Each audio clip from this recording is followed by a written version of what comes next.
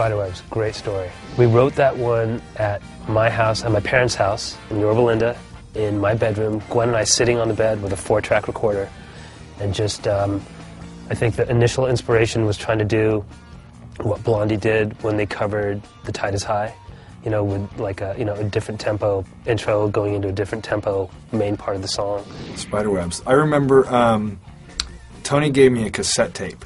You guys remember cassette tapes? Of him and Gwen had written the song, and it was just bass and vocal on a cassette tape. And I remember bringing that cassette tape home and putting it in my thing and trying to learn the parts of the song. It was given to me to like learn, you know, figure out your guitar parts.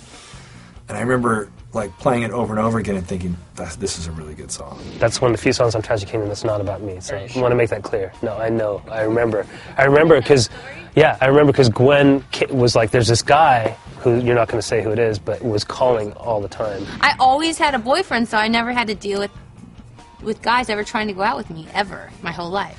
So there was this little time, and there was this one guy, and he used to call me, like, in the middle of the night and, like, try to sing me, like, poetry on the phone or, like, play, like, listen to the song I wrote and, like, play, like, acoustic guitar for, like, 15 minutes. And I just didn't know how to get off the phone, and it was just, like, it was one of those, like, the regret of this guy having my number was the biggest regret of my life. But I think we recorded a demo of it at the band house, right? Yeah. We worked on it for a while because it started off a lot slower. It was like doom, da-da-doom, da-da-doom, doom, da-da-doom, da-da. Yeah. It was almost kind of funky at first. Yeah.